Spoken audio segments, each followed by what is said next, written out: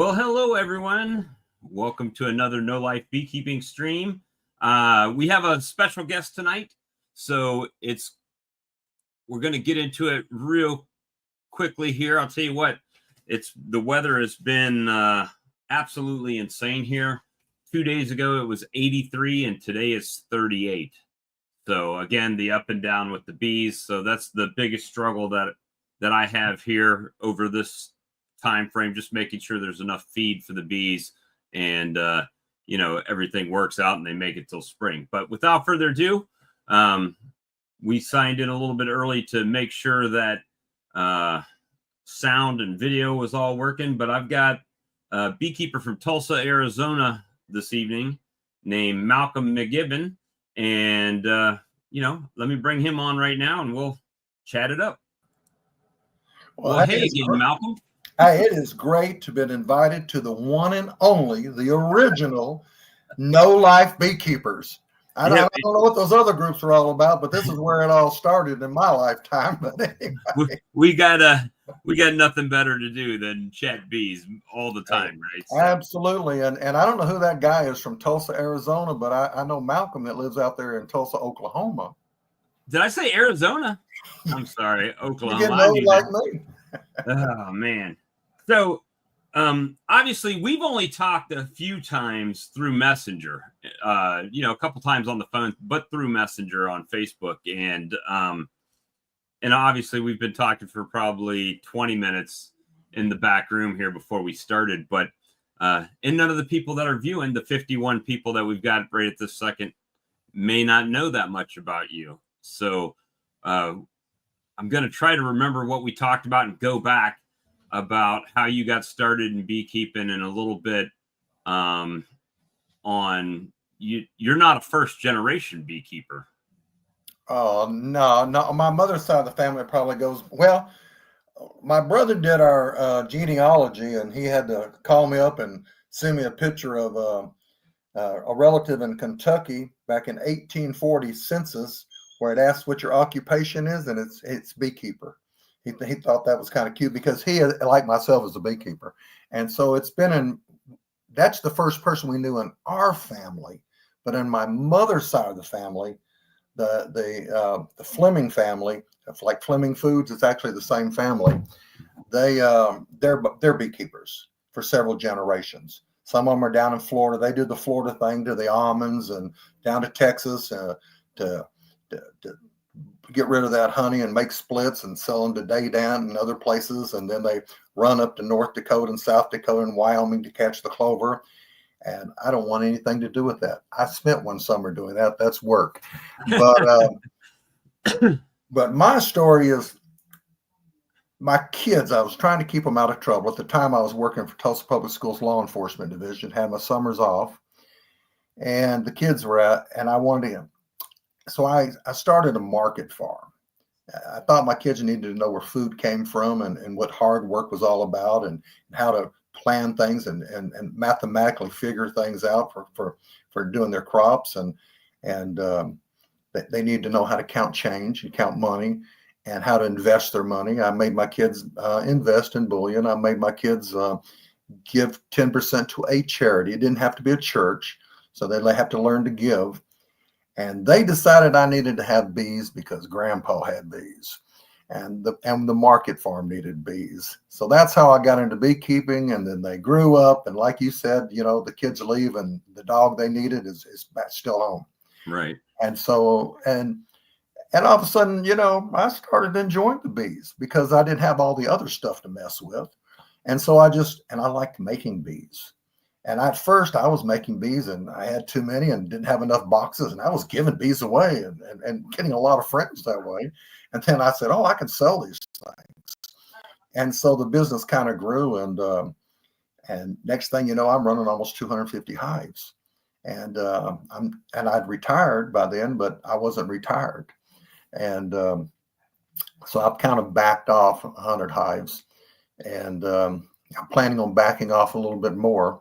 But I probably will have bees all my life. Matter of fact, if you learn how to manage them and do them correctly, even a small scale backyard guy, if you're not dependent upon them for your income, you can have a nice vacation every year. Yeah.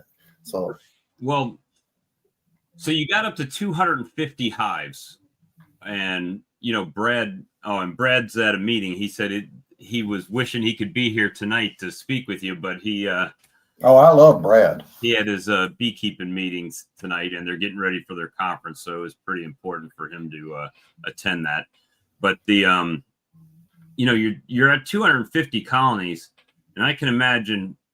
I mean, because I've only gotten up to 70, right? That's kind of been my apex is 70, and it just seemed like working a job and working 70 colonies, I was just working myself to death, right? If I wasn't at my job, I was in the bee yard and vice versa. But you felt comfortable. I mean, it was a okay amount of work to work 250 colonies by yourself with no assistance, or?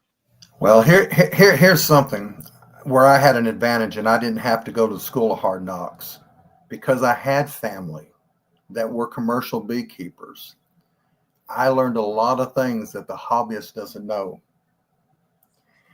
And I got some people coming over here in a couple of weeks that have lost their hives several times. I call it the Walker story. Not just probably, yeah. But anyway, that's accurate. Well, anyway, they've been over my place a couple of times, and they're like, "Wait, nobody showed us this. Nobody told us this." And the guy that teaches our beekeeping class, him and I, we lock horns because I sell queens, and I was getting all these new beekeepers wanting queens, and I'm like, "What happened to your queen?" And lots of times their queen was there, they just didn't know what to look for.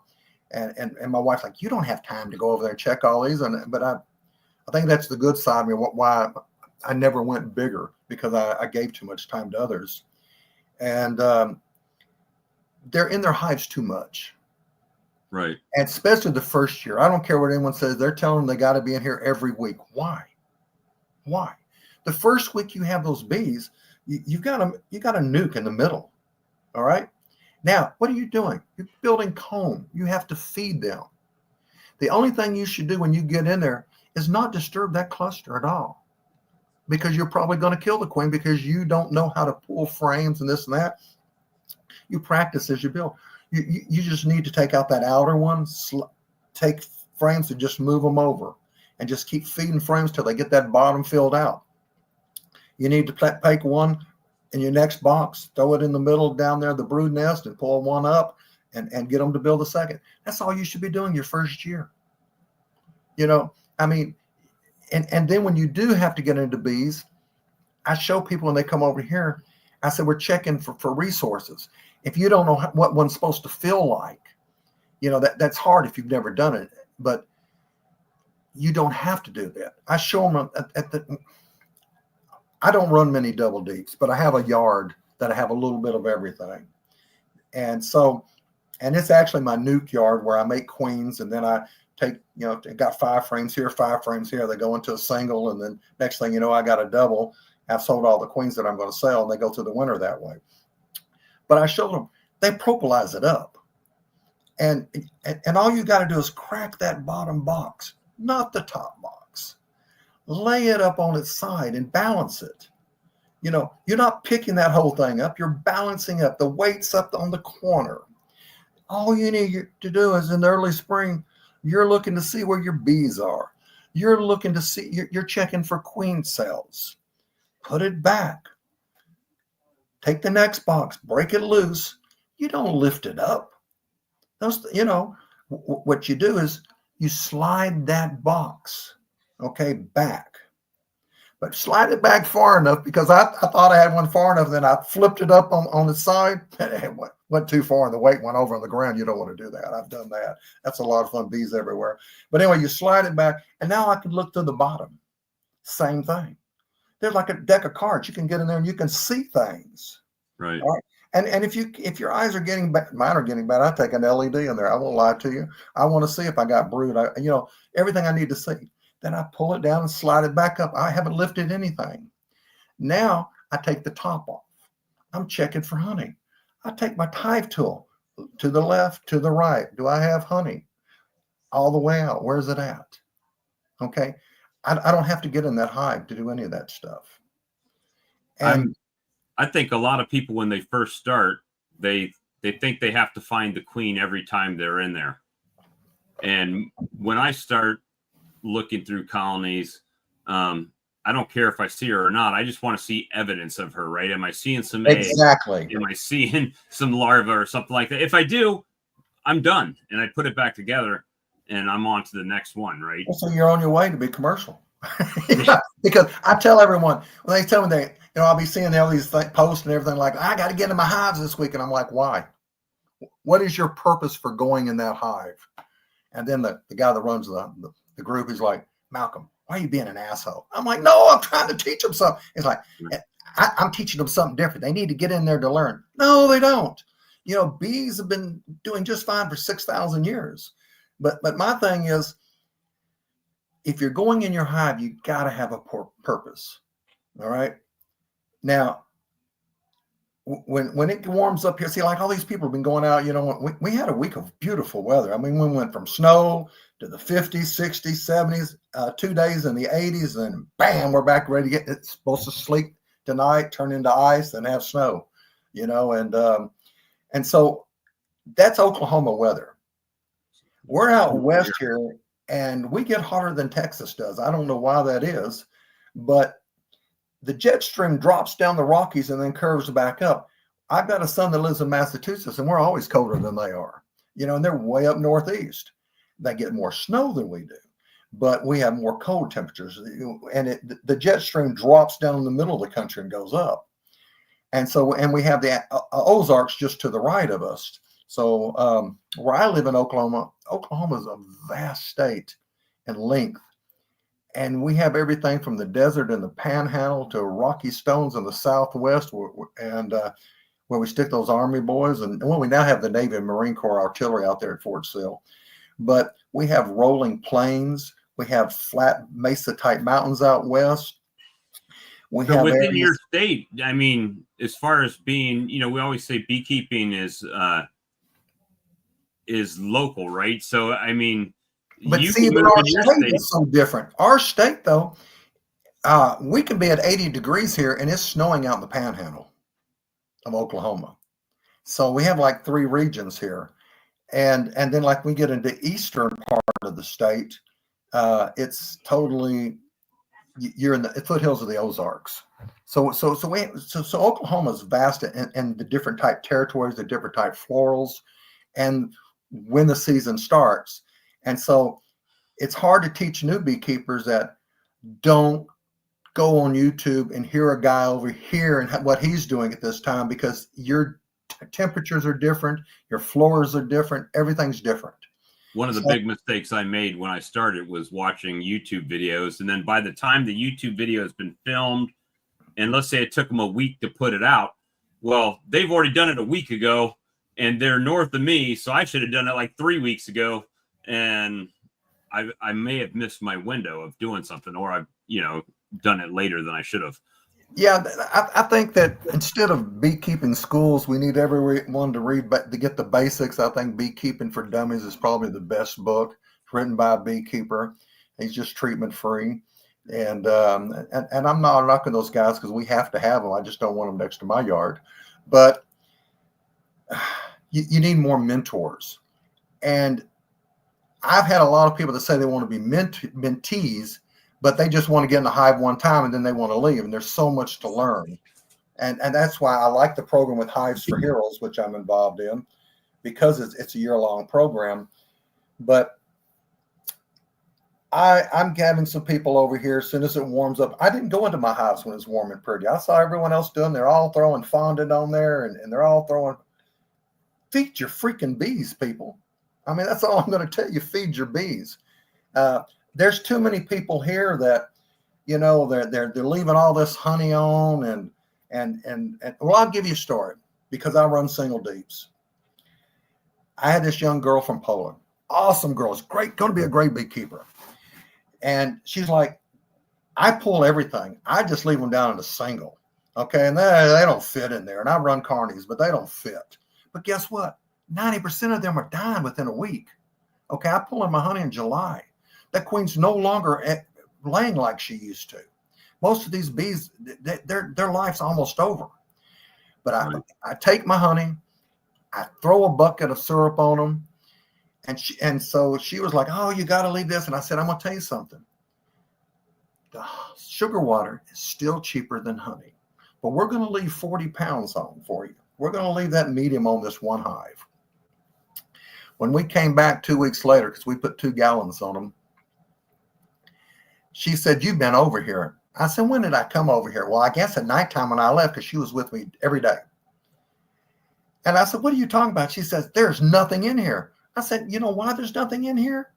Because we didn't feed them, because you said that's all the honey they need. And I'm telling you, there's a dearth. These people that are leaving this honey on, this is my area. I can't tell you about your area, but we go into a dearth. There is nothing for the bees. You have to live in the very northeastern part of Oklahoma to get any kind of goldenrod. Now, we do have something called snow on the mountain, which is we call it jalapeno honey, but it's out west, and you have to have a good rain to get it in the fall. But they don't realize that what they think's there, the bees eat it. So even if you are running a double deep here, you need to trickle feed, because if you want them to keep any of those resources, because they're going to eat them, because they're going out and they're looking for things. And what's really, really hard here is it's a lot like your weather in the aspect that my bees here in Oklahoma, November, it's short sleeves and shirt in November. It's very rare. It can be cold. We can get snow, but most years my bees are flying until the last week of November, 1st of December, every day, and there's nothing out there. So they're going through resources. So we're feeding. And I really was so happy Randy Oliver came out to something. At the bee club, I used to tell everyone, they like, well, when do you stop? I said, when they stop taking it. I plug them out. They're like, oh, you can't do that. They've got to be able to stick their nose in a comb, for the heater bees. And I said, well, go tell that to the Canadians. The Canadians plug them out every year, and their bees make it. Randy Oliver did a thing, and he proved that to be all wrong. It's on his wintering thing now. But anyway, so we feed bees, and I trickle feed about a gallon, and I don't give them 2 to 1 because I have no scientific proof or research to prove this, but I believe that if you give them 2 to 1, they're just storing it. And there's nothing wrong with that. But I think it's much healthier for the bees if you're giving them, 1.5 to 1, and they're taking it like nectar, because they're going to put it in their mouths. They're going to put the enzymes, and they're going to treat it like nectar. And they're going to put things in the honey that makes it better. Plus, I use Apis Biologics also during that time. And I think that's a great product. I got my first one from you, and but now I get free shipping. we talked about that, but anyway, I mean, and I think that was a bad deal on you there. But so that's the way I feed my bees. Now, when I get into September, I open feed. I go out there and I figure for each one of my hives, I'm coming out there with 3 to 4 gallons, but I'm still feeding with a bucket. And they'll put it on. They'll take that much faster than they will, the other way. And then I do something a little strange, because I do single deeps. In November, I have something I do that's labor intensive. I go and I have my entrance off to one side, and I like a 3/8 opening, because you don't need a mouse guard. Mice don't get in at 3/8. So you got a 3/8 opening, and it's only 3 inches wide. I keep that year round. I have it off to one side. And what I do is I go in the hive, and anything that has any pollen or brood on it, I move it to the left, right there at that entrance. I want my bees over here at the front door. I want all of this over here to all be honey. So if you have a single deep, you're taking, if you have your entrance reducer on this side of the hive, I'm trying to do this with the camera, you'll take, even if there's brood on the other side, you take it all and move all the bees right in front of the entrance. Because of this, in the wintertime, we're getting ready for winter. Through my years and my experience, I have found bees that had plenty of honey. when we've had weather like we're having this week, where it's really nice, the bees were flying, and then bam, it's going to be 8 degrees tomorrow morning or the next morning, and ice and snow. The bees broke cluster, and they went over this way. They were in the middle. So now they're over here. Now there's more honey over here to the other side, but now they've eaten this all up, but they can't move because there's this big gap of where the cluster, the bees used to be. And so you come and you find all your starved bees, and you're like, oh my God, they still had honey up here. I know you hear this every year in your bee club. You know, my bees starved, but they were inches away from honey. Well, I solved that problem by having the bees all over at one side, so when they start moving to eat the honey, they're always on honey till the very end. Does that make sense? Yeah. So I think I've solved that problem that way. It's very rare to have them starve out that way. Now, February, we're usually warm at the end of February. We usually have our coldest winter into January, 1st of February, but this year it's flipped. I usually do open feed because I'm not going in my hives. I'm not breaking anything because we sometimes have a very cold March. So sometime I will open feed and get the bees stimulated. But I don't go in my bees all the time. But something I discovered from Canada was top insulation. Now that's the new big thing. But I learned that from the Guy university up there. Oh, the Guelph, University of Guelph? Yeah. They put top insulation. They've been doing it for years. Well, and it came by accident. I ordered the wrong thing from Man Lake one time. Or I punched the wrong button or something, because I got this inner cover and it had insulation with it. I'm like, what the heck? I didn't order this. I run migratory tops. Well, it had that insulation. So I went ahead and used it. And those bees were just booming in the springtime. So I'm like, hey, where have I seen this before? So Man Lake's been selling that for 10 or 15 years, before all the big rage.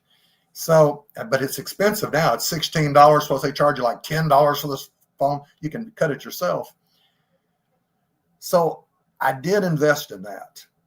And that was the most expensive nonsense stuff I ever bought, because they sell a lot of nonsense to beekeepers, especially newer beekeepers.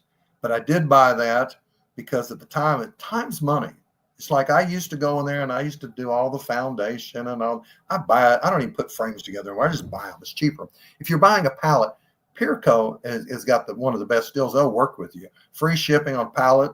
I think it's $2,300. Anyway, it comes out to like you got 750 frames, and you get them for like $260 a piece, and that's the double dip, double coat, wax coated. So that's not bad. Smaller things, if you want to go smaller, Acorn, even though you're paying shipping, people need to figure that shipping out, because if I look at 52 frames from Peerco plastic, and I look and I'm getting free shipping, and then I look at the price at Acorn where I'm paying shipping, I can buy from Acorn cheaper. Right.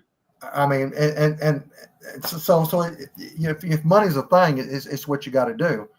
But so people need to price that out. And here's my thing about beekeeping clubs: they're not clubs.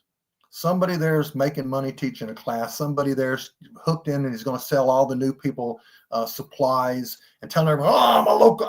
Buy from your local supplier." Well, you're buying your crap from Man Lake and reselling it. You're not local. You're just locally here.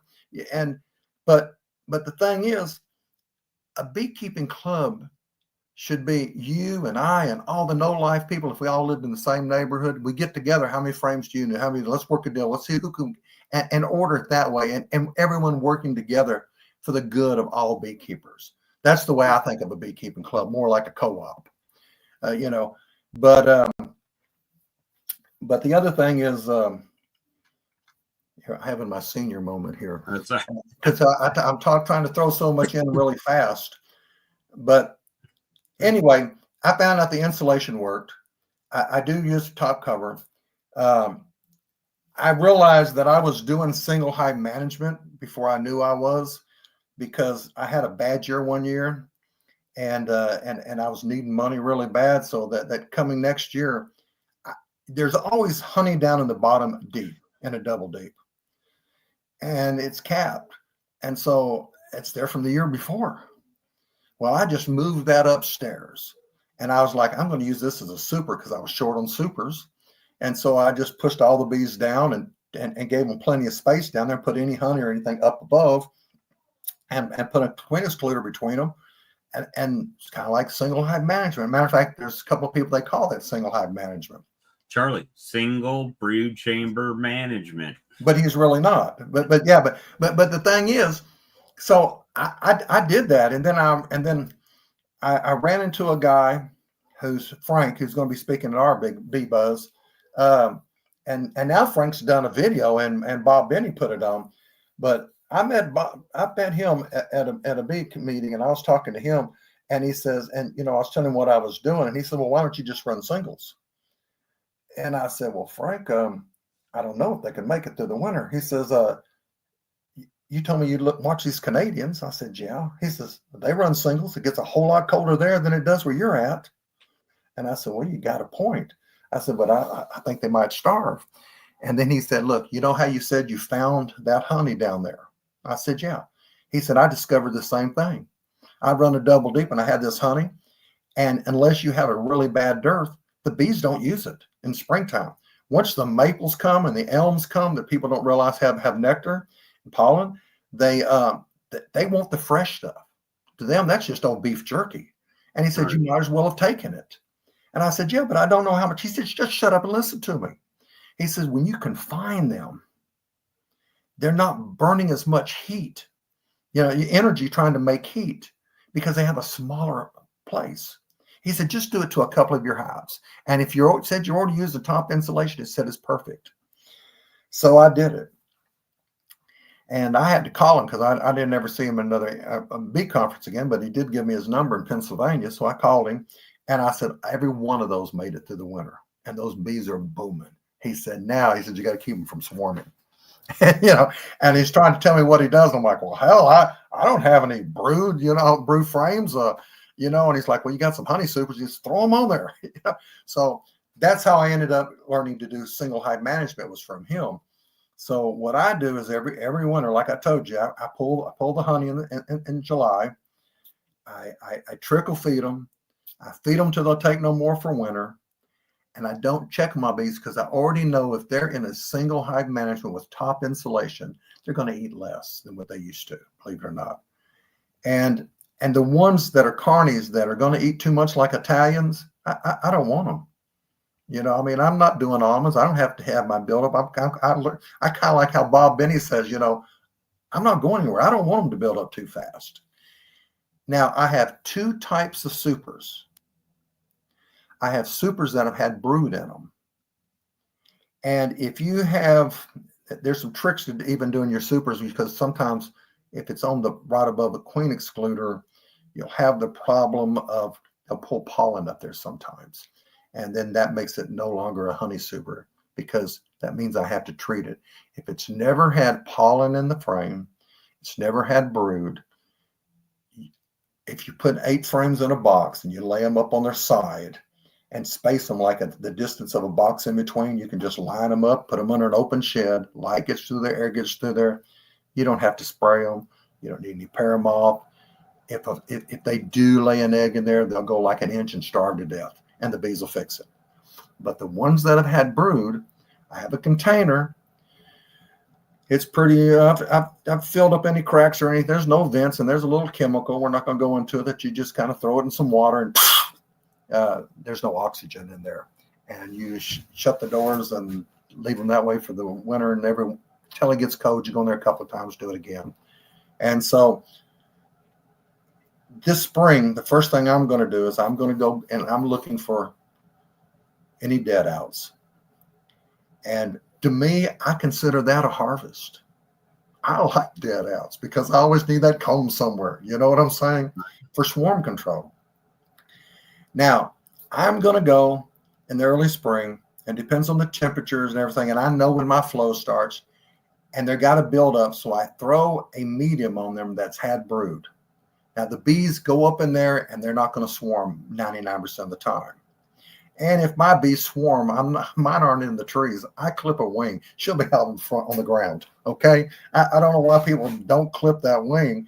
And then they're all saying, I'm getting too old to climb up there. Well, don't do it. Just clip the wing. She'll be on the ground, So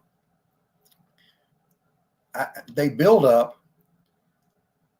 4 weeks before the flow starts. I go there and I shake all the bees out of that. I put a queen excluder down.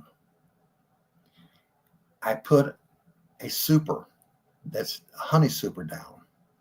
I take that brood and I put it above that super, kind of like the D. Marie or whatever.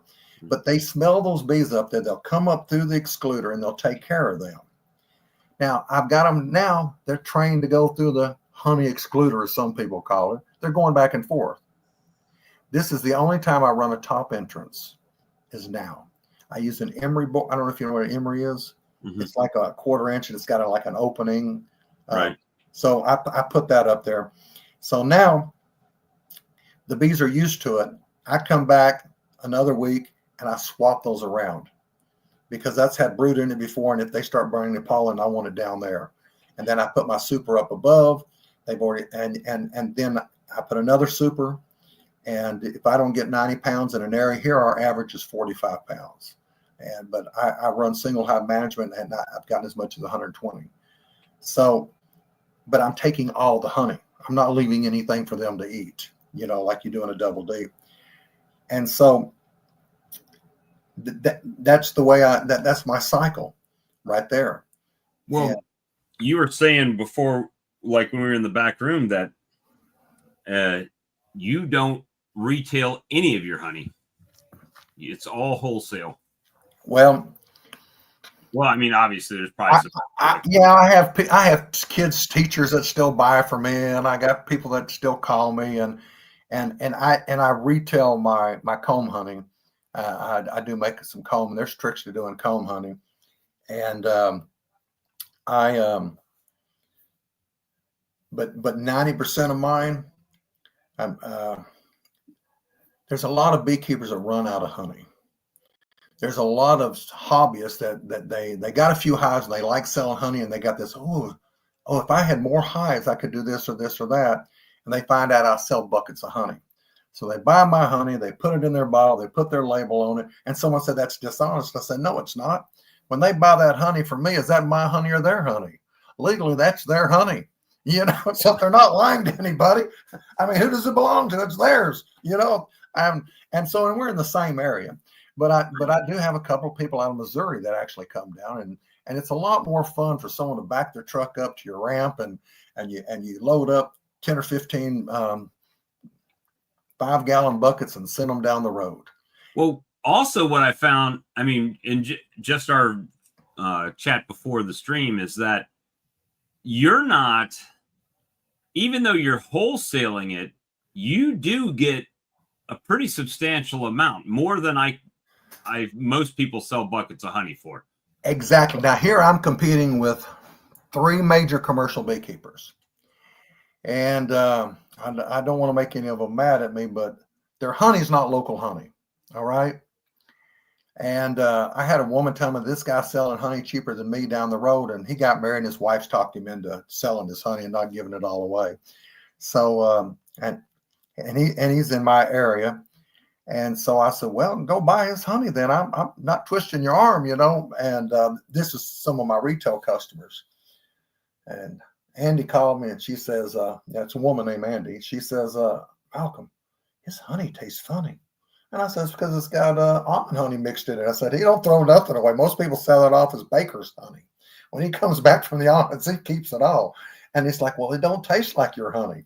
And I said, are you sure? She said, I got a bottle. Where's the bottle yours? I want to buy this bottle from you. And you taste the two. And I'm like, oh, God, his honey, it's got a bite. And so I've won back a lot of people. There's a woman that does a lot of crafts fairs and things that buys from me. And she's like, Malcolm, I can get this honey cheaper, but God, everyone loves the taste of your honey. And so I'm like, well, that's a compliment to me, And so, right. But the thing is, she's been buying from commercial beekeepers that are bringing in clover and canola from their commercial business, because when they get done with the almonds, they go down to Texas, they sell their nukes, they're running up north. That's not local honey. We have a unique honey here that's mostly sumac, and it's got a nice rich flavor. Is it a darker color honey with the sumac? It's kind of a medium color. It's not real light. Like some years, black locust is hard to get here. And when black locust hits, oh God, that's crystal clear honey, and that's good honey. But 99% of the time, you think you're going to get some, it's all blooming, everything's right, and then thunderstorms from hell come. Wipe it People out. don't Right? realize, when the rain knocks the nectar out, the trees don't say, well, let's make some more. They're like, well, we'll try again next year. Right. So that's about like once every 10 years, and usually the privet comes about the same time. And I can get blackberry farther out west. I have bees from Tulsa westward to Stillwater, and it's a 62-mile span all the way down Highway 51. I used to want to call the honey area 51, but I don't think the young people get the zest. Well, I mean, for you to work your bees, you said it's 62 miles to your furthest out yard? Yeah. So for you to work your bees, I mean, do you start at the furthest one and work back home, or do you just work out and then come back? Or well, like I was telling you earlier, my microphone and everything my daughter has is 42 miles away from me. We own a house 42 miles west of here. The plans used to be, well, the kids all go to OSU, and it's very expensive in Stillwater for the kids, for dorms and this and that. And after the first year, they can go out, but so we thought, dang, I can buy a house for what these kids are having to pay in rent, and tell all the ones that you want to go to college is where you're going to OSU. And so, but in Stillwater, every time you find a house for sale, you'd end up in a bidding war. Because now it's funny, me, an old man saying this, because you get close to 70, I guess you are old. But these old farts were wanting to buy these houses up and divide them up and rent them out to college kids. It's a small college town. That's all it's in Stillwater. When the kids are gone, it's dead. But the next town east of there is Yale, Oklahoma. And I'm like, well, that's only a 20-minute drive. And the kids are like, I don't want to drive 20 miles. I'm like, here in Tulsa, you're always going to see your girlfriends and boyfriends over there in Broken Arrow, and it's 25 miles, So we bought a house there. And we thought, well, when we retire, we want to get out of the city and move back to the country. So that was the plan at the time, which now the plan's different. So I figure if we're going to retire out there, I need to have some bees out there. That was my first thought. And Tulsa has too many beekeepers, hobbyists. We have a very successful beekeeping organization. They run through a couple of hundred every year, new beekeepers. And the beekeepers that are in the town that are getting bigger and becoming sideliners, well, they got to get out in the country. Well, I'm on the west side, and now all of a sudden I look across the street and some guy's stuck his bees there, and I've been there for 20 years, and so so there was another reason to move farther west. I was being pushed away, if that makes any sense. But we have rivers, and you want to be on the river. Trust me. Some of them call me River Rat. And I have bees along the Cimarron River, the Arkansas River, several Snake Creek, Skunk Creek. But anyway, you want water, and see when it's droughts here, there's always something growing on the river. There's all these little vines. I don't even know the names of half of them. Matter of fact, I had my honey analyzed one time, and I was surprised that there was 12% poison ivy. And I'm thinking, poison ivy. Then I got to realize it does have a bloom. It does get a berry. Right. So the bees work that stuff. And it's all the trees that the farmers aren't going to knock down. See, I run mostly in cattle land. I don't have much corn and wheat and things like that. It's cattle. And they still don't get up. They still have trees in the hedgerows and around the rivers and stuff. It's all tree. They don't take care of that land there. And so you have blackberries and you have persimmons and all the trees you really want for the bees. And the most important one is sumac. And we have 3 different types of sumac. We have the staghorn tree, and they love it. And then we have one called a soapberry, which from a distance it blooms right after the sumac. And the Indians used to make actually soap out of the berries. That's what they call it, soapberry. It has a similar bloom. And then we have a small sumac, which is a wing-tipped sumac, and it comes in the late part of June. So you got to know where your florals are. So I actually do better out that way, and I'm happy I got pushed out there, if that makes any sense. Right. Well, I did post the link if there's anybody that wants to join and chat with us for a minute. I posted the link up as we do every week for people to join and maybe ask some interesting questions of you. I find it interesting, and I haven't seen Alex in the chat from Canada, but he's a smaller beekeeper, but he is pretty much doing the 100% commercially, selling his honey wholesale as well. Right. I've seen him on here. Yeah, he sells his buckets. And when you told me the price that you're getting for your buckets, I was thinking, wow. But I'm competing though with large scale beekeepers that are charging $210. Now my advantage is when the people here want honey and when I'm selling my honey, they're still up north. They show up in the late fall, hitting all the Facebook pages. I got this honey, I got that honey. Well, honey doesn't, I hate to tell you this, around here, honey doesn't sell in the fall and winter. Right. I mean, there's not many people are going to sit out here on the side of the road at 20 degrees and try to sell their honey that's crystallized, the cold weather. I don't even do it here when it's cool off because everybody's staying in their house. They're not coming out to right. So when do people start buying honey in the springtime? Most of these small beekeepers no longer have any honey. Right. I mean, I could get on my phone and just send you a post the other day. Someone was asking me for some buckets of honey.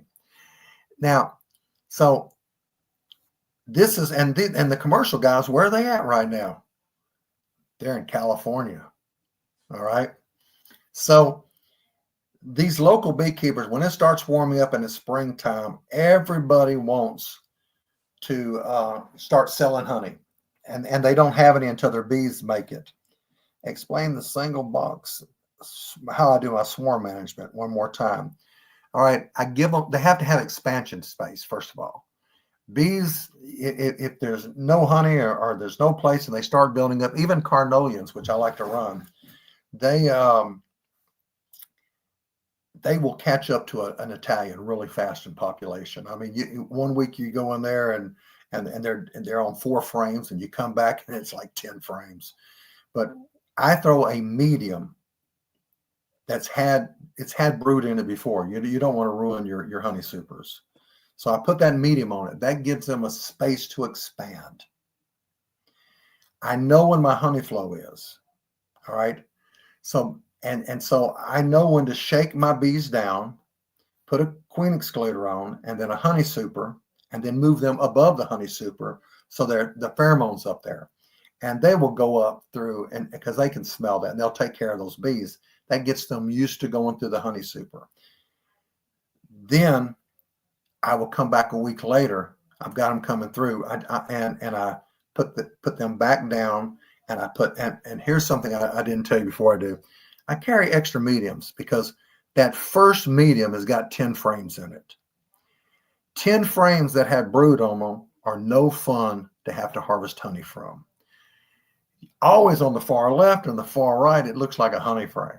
I mean, there's no brood. I pull those 2 end ones out, and I put them in a medium box. Well, when you go over 5 hives, you just now got another box for a honey super, But actually, I'm going to take them and I take a spacer.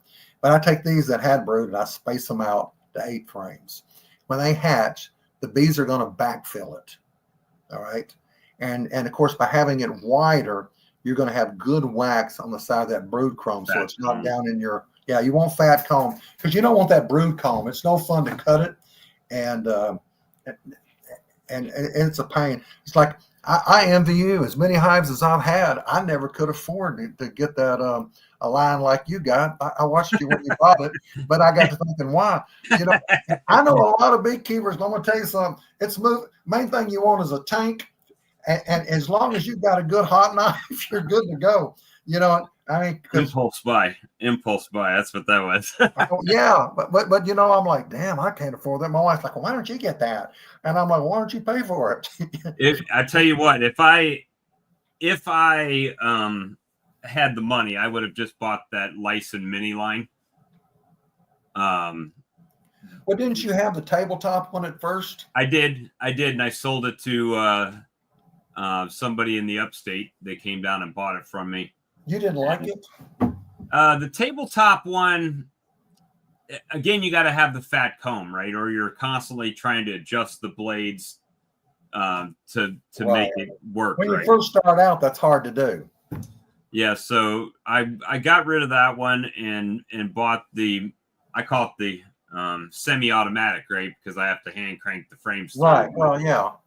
But it works well. I mean, I just still need to get the fatter comb to where I don't have to pick every frame when it comes through, right? Right. Now that's the thing. that Lyson line that has the new one that's fully automatic, not only does it have the blades, but it also has kind of like that simple harmony set up to where once you go through it, you don't like that?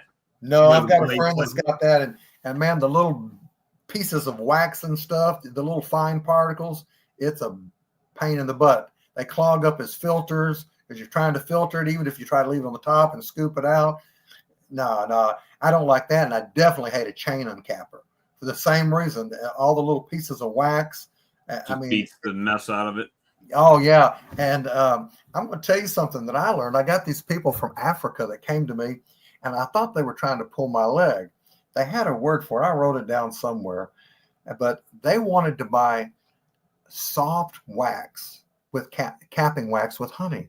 I'm like, you want honeycomb? They're like, no. You know when you cut it off.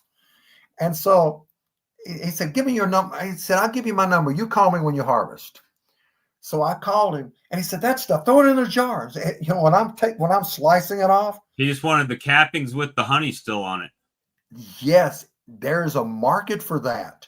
And because of the fact that it's supposed to be more nutritious and everything, and I don't know if it is or not. I don't preach medicine or anything. Right. I'll leave that to the Karens of the world. But so I have a bunch of Nigerians, and they buy that. And so I actually tasted it. Like, that's not bad, you know. As long as you don't have any of the old hard wax, right? The brute comb, that is, there's something y'all might try, because I have people that I do that for. So not all of my business is. So I have people like that. I have a lot of Hispanics and Arabs that come and they buy my comb honey. I think that's a cultural thing. And so I do comb honey for that, and all that I do retail. I do retail the pollen. I get a lot of the Hispanics that come. They're my best retail customers, and they're loyal as can be. They like it they like comb honey. They like the honey in the jar with chunk honey, stuff like that. So yeah, because to them that's real honey, and to them and that's what they want. So I've developed those markets, and they're not bad markets. I mean, and pollen, I used to never get people wanted pollen. It was like hit and miss, and I spent all this money for all these Sundance pollen things, and then some years nobody wanted the crap. It was like it came and went out of cycle. Then all of a sudden there's a big demand. But I tell you something, I sold all of my pollen traps to a guy, and I was happy. I sold them for what I paid for them, but the new ones cost even more, Right. And so he thought he was getting a deal. Here they go. And then all of a sudden I started getting demand for pollen traps again. And so I've got a baby brother in Nashville that he's a hobbyist, and he's got more money than sense. He's probably got 30 applimays. Is that what they call them? Applimay, the plastic ones. Yeah, but I do like their bottom board. I mean, it's not feasible for moving around, but closer to my house so I can get to them faster. I've got several hives now with those applimay bottoms, because you look at the cost. They're cheaper than I can buy a not one of those little front end pollen traps. They're worthless. But what it's cheaper than a Sundance, okay? And it's also a bottom board, and I don't have to take everything apart and everything. And so I like them.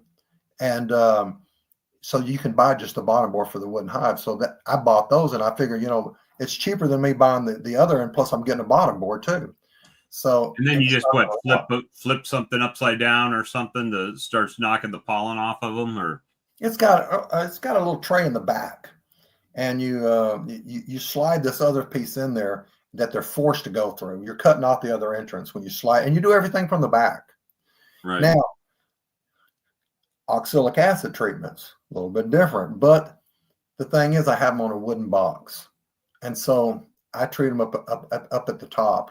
On my migratory top, I just drilled at an angle so I can just stick it in there, and hit them from above. It soaks down.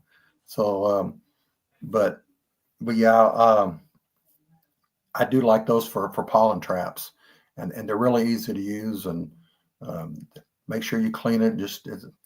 Someone should come out with an inexpensive pollen cleaner. I just made a box and put a funnel on it, and I take a hair dryer and put it on low and just pour it and let it blow off the chaff, But then are you just trying to dry it? I'm not that familiar with the process of harvesting pollen. So, are you primarily just trying to dry it out? Or? No. You get, how bee legs get in it, little antennas, ants get in there.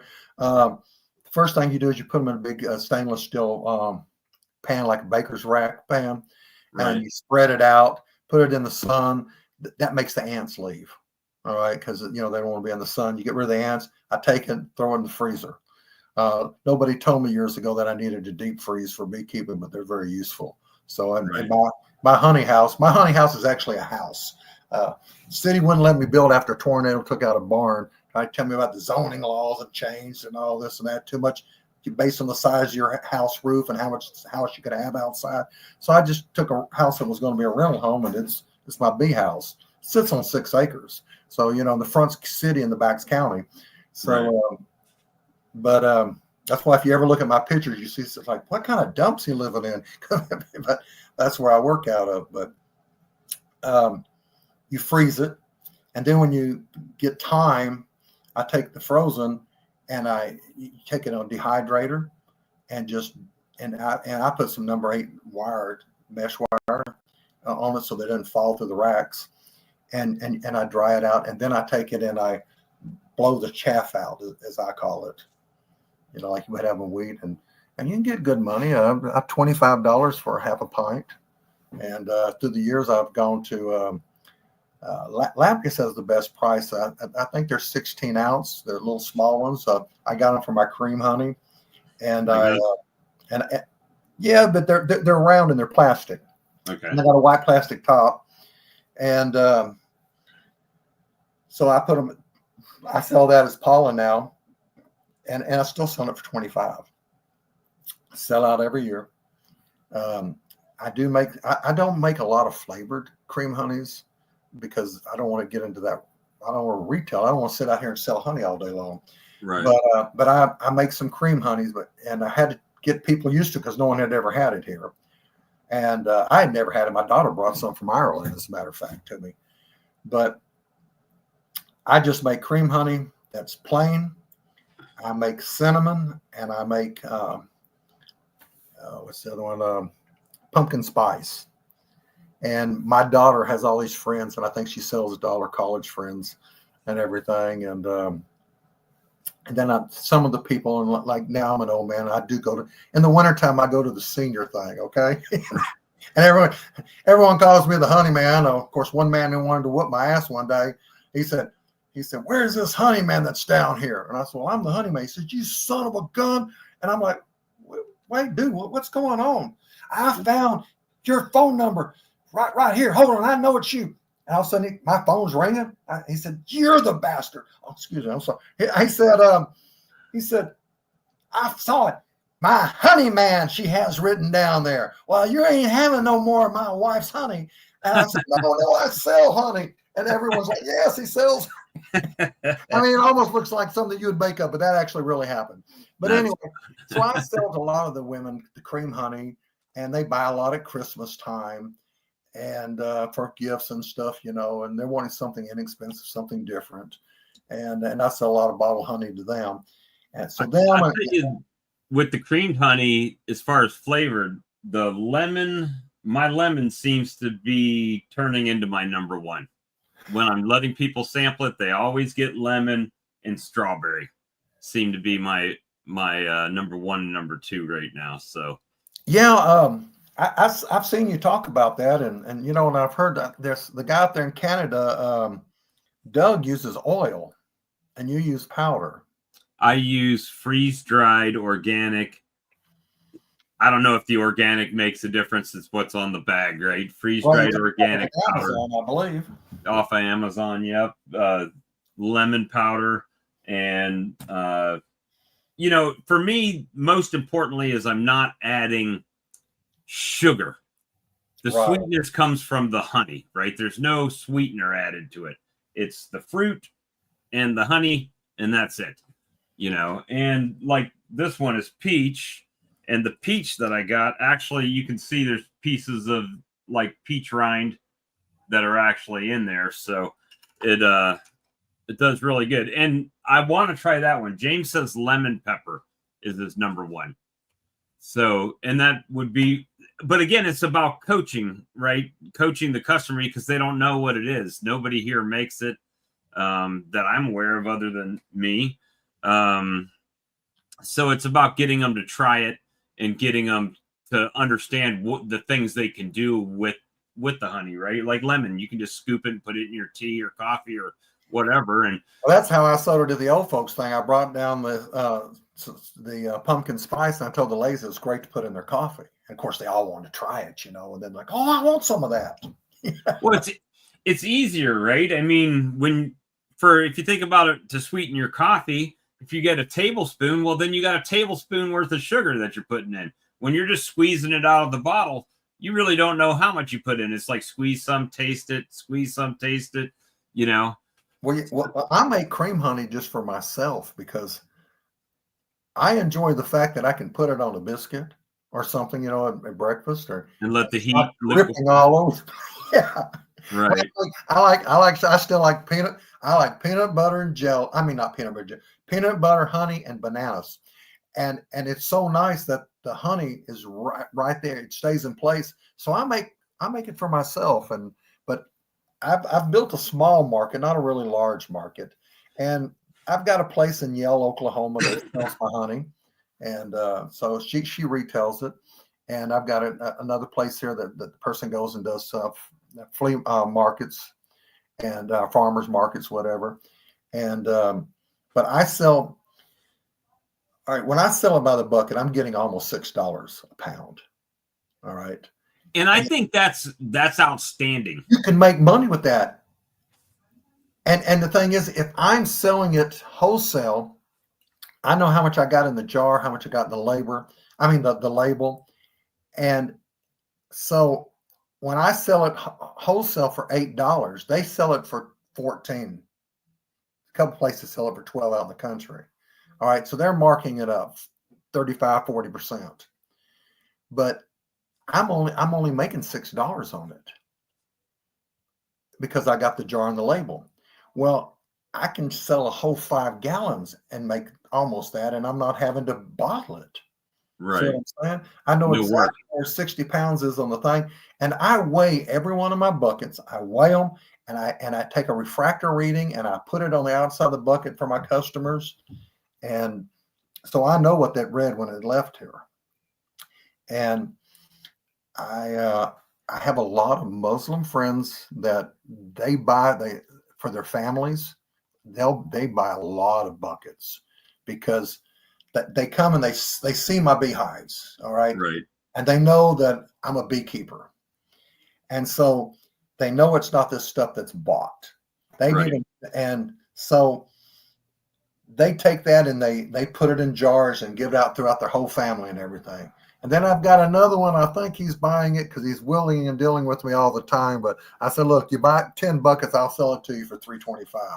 Oh, we got a deal. And so I think he's taking and just reselling it to his buddies. And, but yeah, I don't give it away.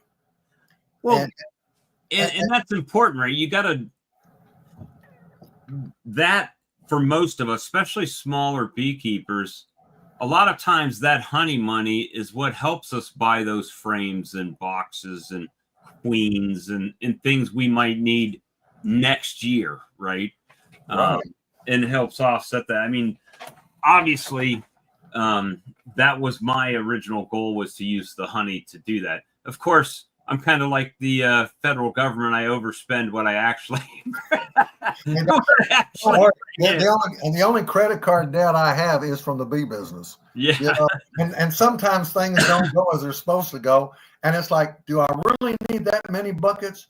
Not right now, but the price was right. So I don't have the money to buy 4 pallets, but I can put it on a credit card. I know that sounds terrible, but I'm guilty of that.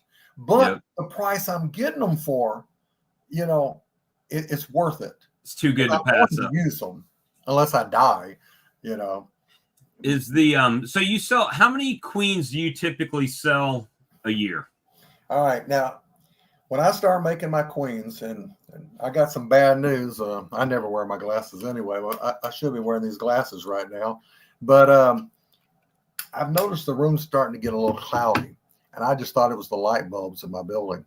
And I've got cataracts, and they told me in a couple of years, so it's getting harder and harder to graph. So I use a timing box now. I'm like, well, they all got to be good now, you know, the right age.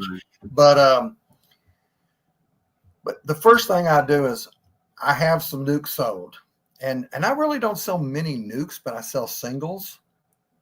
And I'm honest when I sell singles. I make a brand new bottom board.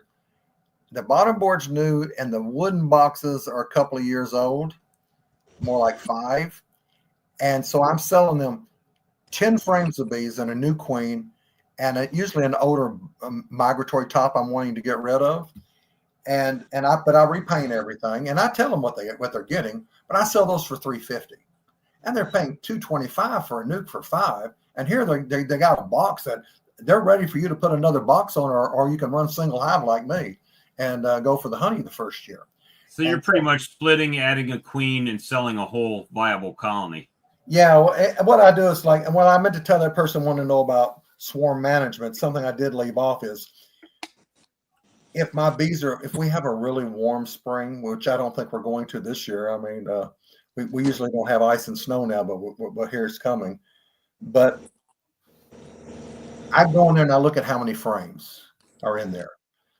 And my carnies build up fast. I like them. You know, they overwinter great. And if I see more than 5 frames of brood, I'm pulling. Okay. And I just throw them in a box. Bees don't care who they're with. You know, I just throw them all together. They don't really fight. And so I do that, you know, to pull them back so they don't swarm, as well as putting the extra box on to give them expansion room. And I'll take those bees and I make my singles that I sell. And then later, if I come and some of them are really too big, I might pull another frame of brood out, throw in another box. And so that's where my nukes come from. That's some of my nukes. But see, like, those are singles that I'm selling. And I tell everyone the year that want them, I'm like, look, I'm only going to, I don't know how many I'm going to make. I put you on a list. You tell me how many you want. The guy said, like, I want 5. They were great last year. This guy says, I want 4. I'm like, okay, let me write it down. But I'm going to put you in the order that you give it. Because if I don't have enough bees, I'm not dwindling my bees and getting rid of my honey production.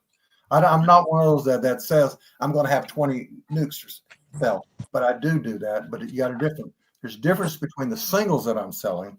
But then I have a nuke business, which is totally different. It's more like Sawmill Charlie.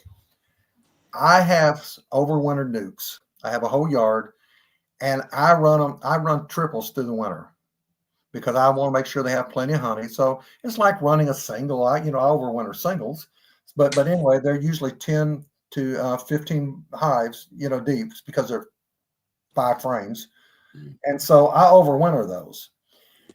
And from that, I go and and I do two things. I make nukes out of those.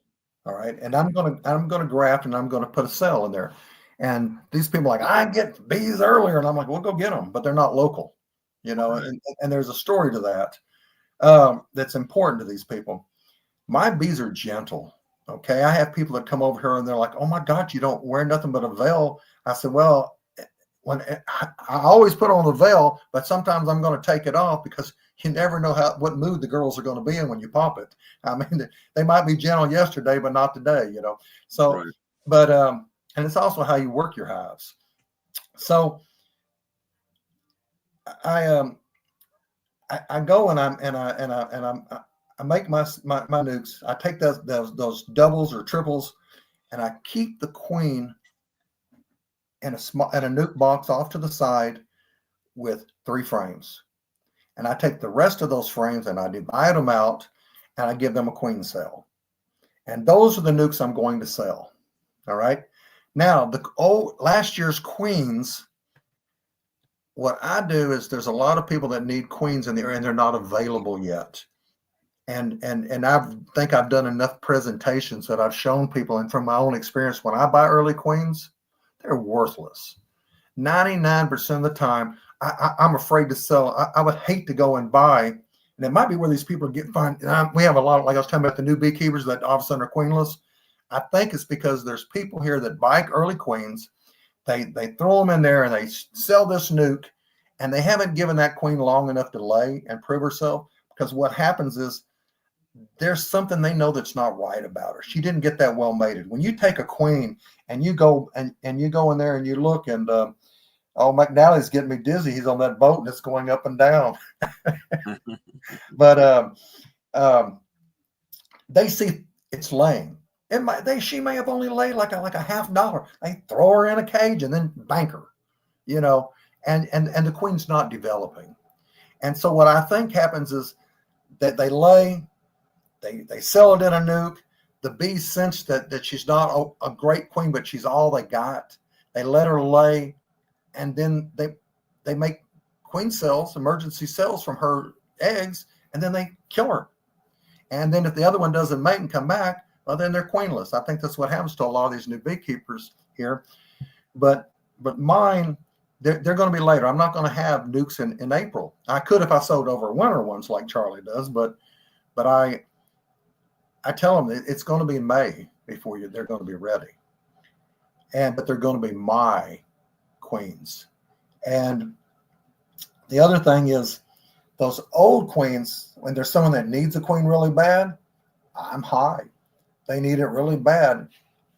And it all started because someone got to be a little smart ass with me. I gave him a price and he's like, that's too blankety blank much. I can get a queen for $20. I said, go get it. He's calling me back. He's like, you still got that queen? I said, no, I sold it, which I hadn't. But he says, why would you sell it? I said, well, you didn't want it. You could get one for $20. He said, yeah, but by the time I paid for overnight shipping, it was going to cost more than yours. And so I said, right. So what I did was I started telling people, yeah, it's going to cost, because I never really thought about that. But the person hit me in on a money train. So I take my overwinter queens. People need queens. Say, look, I got an overwintered queen, and I'll sell her to you for $40. And people buy them. And most of those overwinter queens were made after the summer solstice. So, and I have one guy, that's all he wants every year. He's coming to buy my overwinter queens. So that's what I do with the overwinter nukes. I sell the queens separately. I make nukes. And then, of course, I have the singles from my control of swarm control. And that's my spring business right there. And how I do my queens, where I'm lucky is I'm in a really older neighborhood. It used to be probably pretty rough, but we got a really good deal on the 6 acres in this house. And nobody uses herbicide here, and there's no beekeepers here. All right.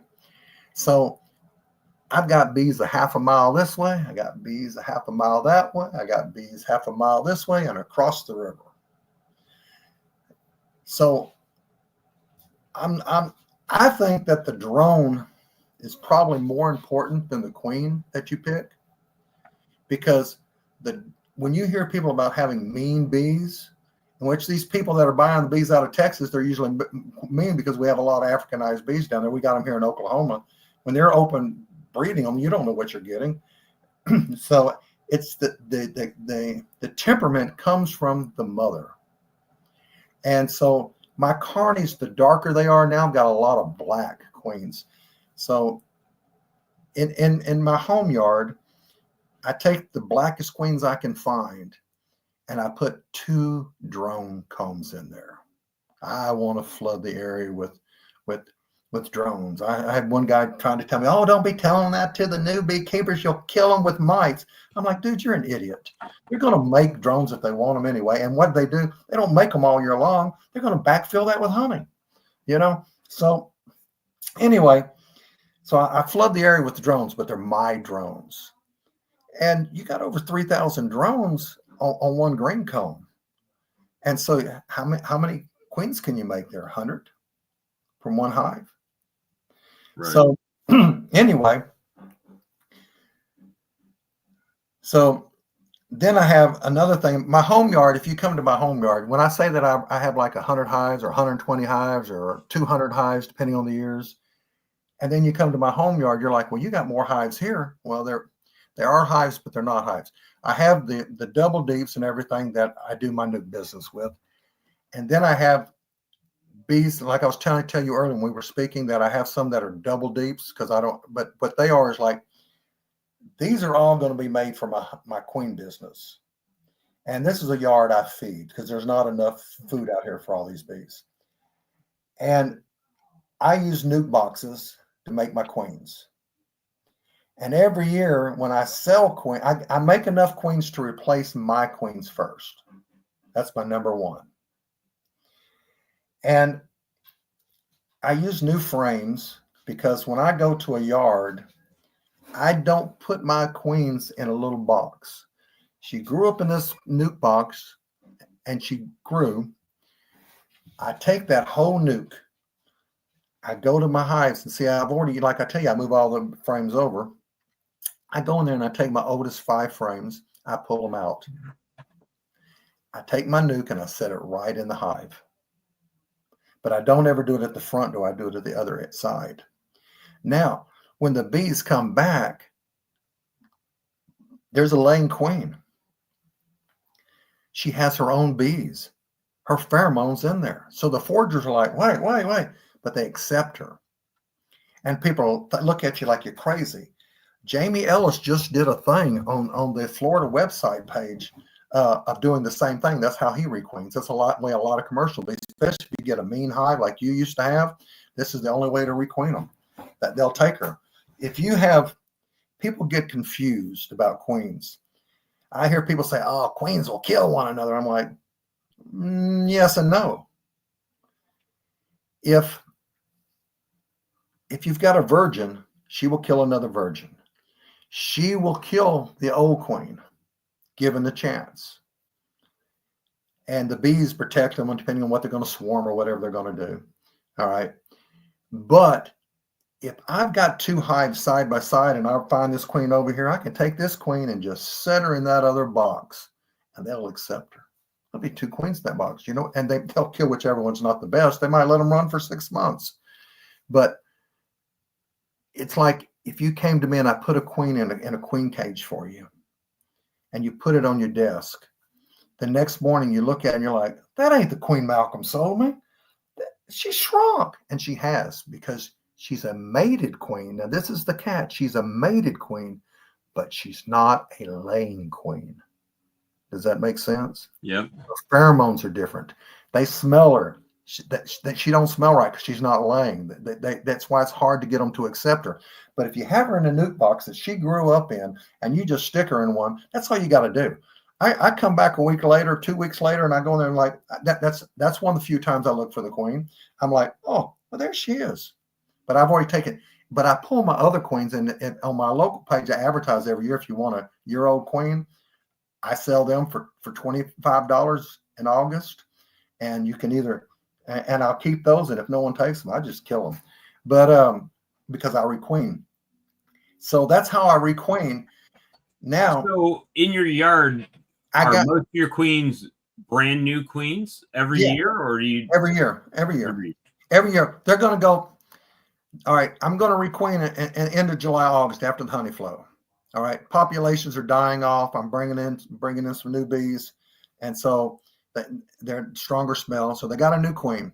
That new queen will go through the winter.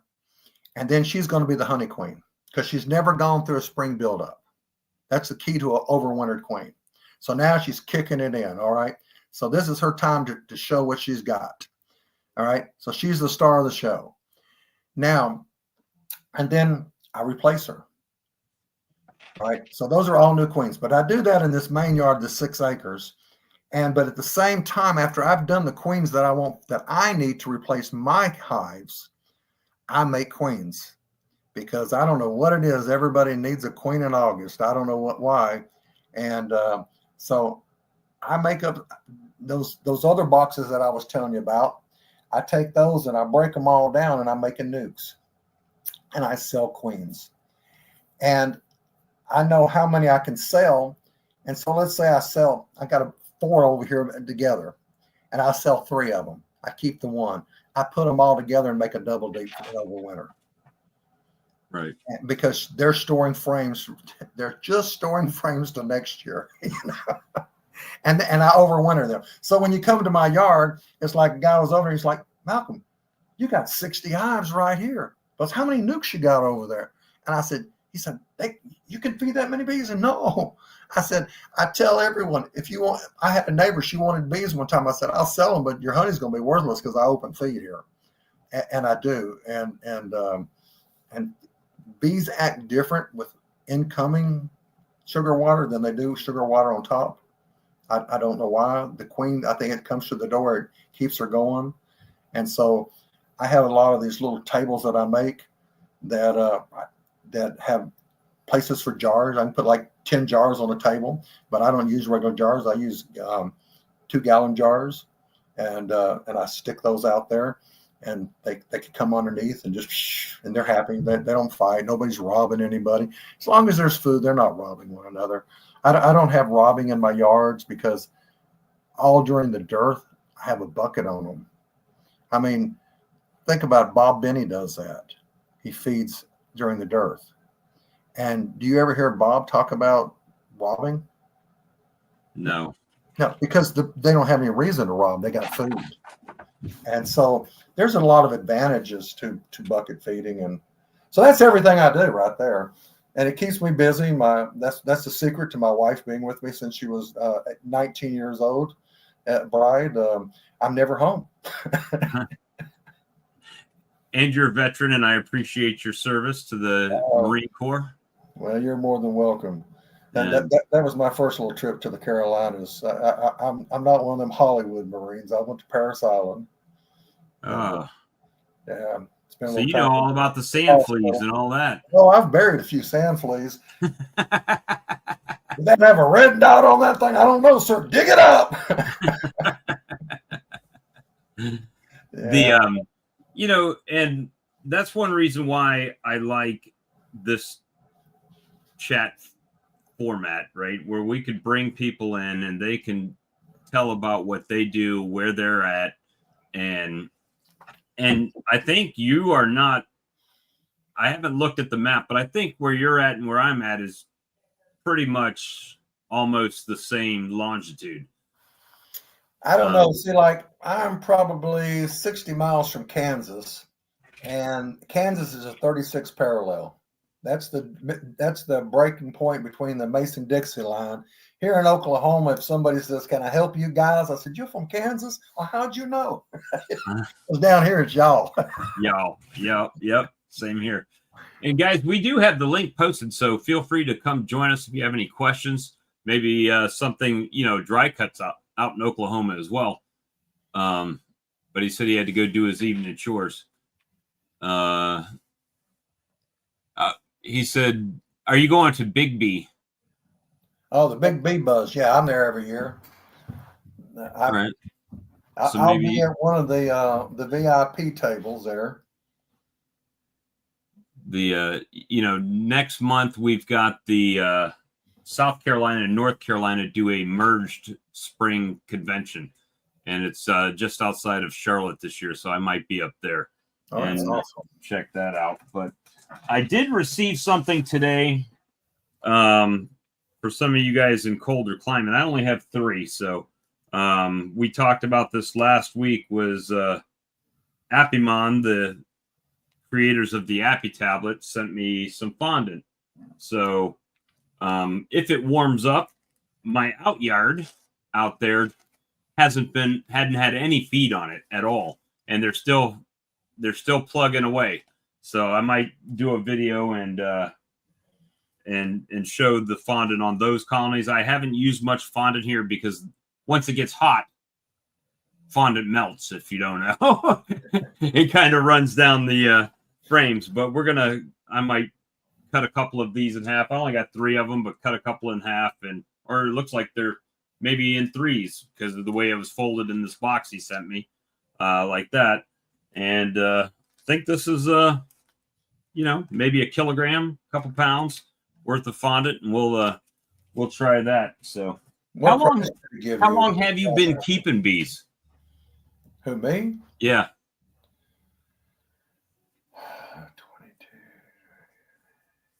22. 31 years. 31 years. So we did have a part of our conversation all my life, part of our conversation before the stream was about the ability for smaller beekeepers to make money. And it's something that you said, well, people get 2 colonies and they sell a little bit of honey and they're like, oh, well, if I just add more bees, then I can make more honey. And that's exactly how I was, right? Oh, well, I sold all this honey. All I need is more bees and I'll have more honey. And then you made the statement that it's very hard for smaller beekeepers to make money and actually not make money. You can make the money. It's more about being profitable because of the amount of work and bees you need to be able to make enough honey. Well, don't do a time analysis on it, or you won't never make money in beekeeping. Right. But I mean, if everything goes right, I mean, at one time, we didn't have these mites. Grandpa had tracheal mites in the 60s, and these mites didn't exist. The hive beetle didn't exist. It was a lot easier, to have bees in the 80s and 90s. But so that adds a different cost to it. But when you look at what it costs you to buy a hive, and let's say if you're doing a double deep, you're going to have $200 just in your hives, and then you're going to put another $200 in bees. So, someone that doesn't know how to make their own bees, but you got to have bees to make bees. So they got $400 in that box. Well, they don't have supers yet. So right. they're gonna have to buy supers in the frame. So what is that? Another $65, $70 per box. So there's another 140. So now they got 500 some odd dollars, and that's not counting their protective gear, which I have a pet peeve about that too. I don't wear gloves, and I don't smush bees, and now I do.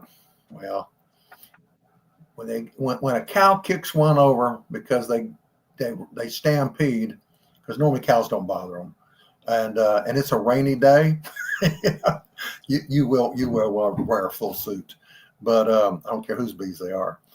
But when you look at that cost and the extractors and everything to get started, they've probably got it with two hives and their extractor and everything. They've probably got close to $2,500 invested. Now they got to buy bottles. Well, just with that model, if they're getting $10 a pound, they have to sell 250 pounds of honey. And if they only average 50 pounds a colony, well, that's 2.5 years. Yeah, it depends on where you live too. Because see, like location. My baby brother kills me there in Nashville. He's getting like almost 100 pounds on every hive. When I was running double deeps, I couldn't do that. But now I take all the honey, and I don't get that. I average anywhere between 55 to 90, depending on the year and the location. But So, and there's places here in Oklahoma, they're happy to get 30 pounds per hive. So they got, and then they got to buy bottles, and they're just saying, oh, if I had more hives. What I'm trying to say is that it takes you several years to recoup that money, and then you're going to reinvest it in more equipment. It's like a never-ending cycle. It is. It's like a drug. Once you get in those bees, I don't know what it is, you know. So you want more and you want more, and then you're spending money here and there. And then you got, if you have out yards, you got gas, you got sugar costs. People never figure the sugar cost. And as you get bigger, you're going to have different ways of mixing it. But what I was trying to say earlier was it wasn't that you couldn't make money, because see, some of those people, they make money from me because they buy my honey and resell it. Because, which I know a person that doesn't even own any beehives, and I call her, you know, she's kind of like Bob. Where's Bob Benny's most of his money come from? Buying other honey and reselling it. Exactly, being a bottler, being a packager, reseller. All right, so I mean, look, if I had some of these people like that you were telling me about, if I could buy 5-gallon buckets for $190, I think I'd get rid of the hives and just sell honey. And I think I could make money, and I would do a lot of cream honey and get some value added products there. But the thing is, and then you have winter loss too, right? So you have a percentage. I think no matter how good a beekeeper you are, you're going to have some percentage of winter loss, whatever that is. So if you got, if you got to sell, let's say 500 pounds per colony at the beginning, well, then next year, if you had 2 colonies, well, you might have to replace one of them colonies, and now you're not going to make that. So it just takes a longer period of time to recoup your investment. Yeah, and people, they take a calculator to it, and they figure the best conditions. Oh, I made 50 pounds this year. Well, if I need so many pounds of honey every year, if I can get this amount of money, I can make $20,000 a year. Well, at one time when I was a young man, $20,000 a year you could live on. You know, I remember when welders were making $20 an hour, and I'm like, damn, that's good money. You know, I mean, $20,000 a year. But now you can't live on that. But in order to have enough bees to make products and wax and different things to sell and bees, you need a minimum of 100 hives to make you between 30 and 35,000. And at one time that was a good living. There's a lot of people with college educations who didn't make that money, and you lived good. But the winter time sucks, because that's your vacation time, and I'm not into snow skiing. You know? Right. Even though my daughter and my son-in-law, that's what they went and did. I'm like, you have lost your mind. But even with that amount of colonies, it goes beyond just the hive, right? Well, now you have all these honey supers. You have to have a place to store them. Where are you going to put everything? Well, you acquire all that as you grow, because you go from a shed to this, from the garage to a shed in a garage. Containers are actually a lot cheaper than buying things, and then when you can get a hold of some, I don't know what the chemical name is. Anyway, we just call it cyanide, but it's not. It's I'll have to look it up. I get it from somebody else, and I don't know where he gets it from. But 3 of these tablets in a gallon of water, it sucks all the oxygen out of the container, and you have to do it every couple of months. And you don't have to buy all that expensive Paramoth and all that crap. And but you get a container, get it good and tight, get a good container, and take some foam and put in those vent holes up there at the ends, and you can keep your stuff that way. And let's face it, you can get a 20-foot container for $2,500, and that's cheaper than you can build anything for. Right. A 40-foot for $30,000, and actually, I know a couple of friends that actually use containers to do all their work. They've got electricity in them, and that's their honey house. So you can, but then you got to have a place. When you first start out, you're building a lot of stuff. And something I wish I had known and had access to, because you can get good quality stuff cheaper than you can buy it. All right. Are you familiar with HDO plywood? Yeah, that's what Bob Benny uses for his lids. All right, and let me tell you something. That's what I use, and I use it for and I use a bottom board. I can never justify. Cayman's getting ready to spend 70 some odd $1,000 on this Hummer-B, forklift, and I'm like, I could never justify that. Of course, I know he's got an income stream now that he didn't have before, but and he can take it off his taxes, but still, if he had 300 hives, you can't justify that. So Right. you have to have friends that have a forklift or a tractor, and you can put forks on, because like Brad does, because that's expensive. And that's another reason I like single hive management. I don't know a person in the world that can't pick up a deep box, because it's not full of honey, it's full of bees. So, and I don't know what it is about this. I like Bricko blocks. If you got a Bricko block and for a wind cap, and I see these people all the time, they got these big old Bricko blocks on top of their big hives, and I'm like, what the hell? We got 60, 70 mile an hour winds. That's normal here in Oklahoma, for a storm, and Right. and I've never lost a beehive blown over or anything. But if you get those 1-inch concrete caps, you see them, they're the same size and they fit perfectly on a Bricko block. Right. Masons use them. Get them at Home Depot for a couple of bucks. But if you take a Bricko block, set it here, put one of those caps down and put a Bricko block on the other side, that's the perfect space. Pull that thing out. You can put your hive right there on top of it. Now you can reach underneath it. All right.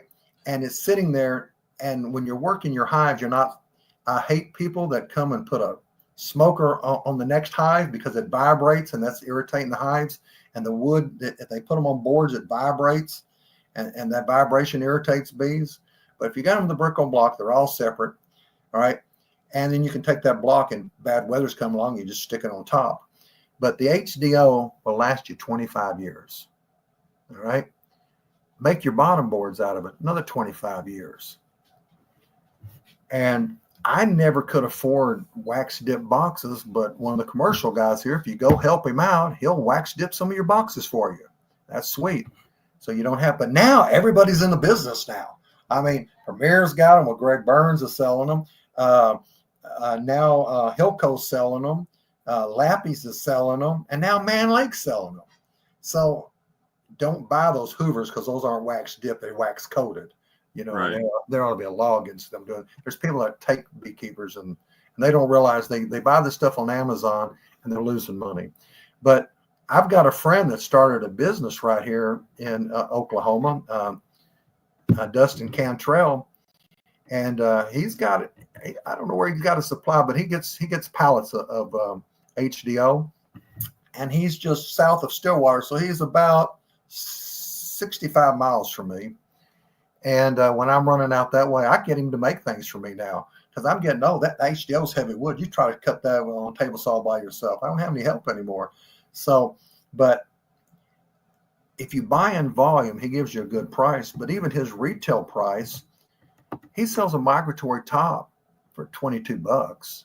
All right. He sells a bottom board for $22. Now, right there, if you paid retail, that's $44. All right.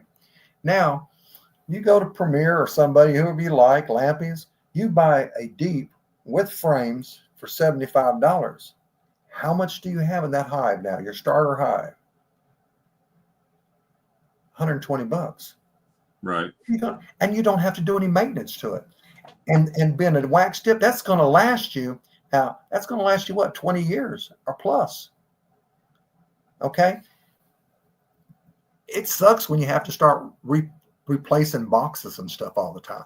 Now, I get him to make me a flat bottom board. I don't like those reversible ones, because we have a lot of black widows here, and that little space, that little gap, they get underneath there and they make webs, and I don't wear gloves. And you don't know how many times I've moved a hive and it's like, and it climbs up on my finger.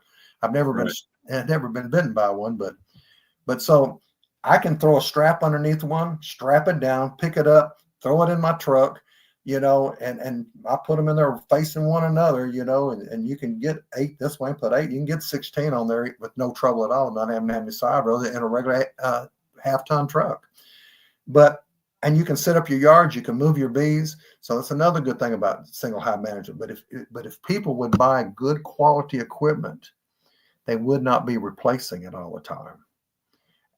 But see, I never knew that. I never had access to that many years ago. I got some stuff from an old commercial beekeeper, and I had HDO. It was just flat wooden, used stuff from concrete people, and it had holes in it. The bees propylize it. But the thing is, if you go to my Facebook page, you'll see where I've been painting and all this stuff, getting all ready for the next year. But HDL is a good product. If they buy good equipment, they don't have to replace it. So that's going to make them a savings. But in order to make a good living, I don't know how much people think a good living is, but if you're wanting to make about, after expenses and everything, 200 hives, and one person can run 200 hives without killing themselves, because there's a lot of guys running 350, 400 by themselves. But when you get to making 100 hives, you quit your job, because you can be making 35,000. And just make sure your wife's got a good job, got a good insurance, Right. Anyway, so you can quit your job, you build yourself into 200, and you run all double deeps and save the money for tops and bottoms, and bring those all into next year. Make all those, split them, and then you're at 100, 200, single deeps, and but it's expensive to get there. But if you can get 200 hives, you should be able to make 55, 60,000 a year. I really believe that. And I don't make the honey you do, or people out east do. If I was in Tennessee, where these guys are claiming they're getting 100 pounds, or if I was in South Dakota, I'd be making 100,000. I guarantee it. And I wholesale my honey. I'm giving you wholesale prices. 99% of mine is wholesaled. I do have my retail customers that I've had and built, but they come to me. I don't go out here and sell anywhere. Right. You're like me. They just come to your house and buy it. And exactly. They call me up on the phone. Do you have some honey or?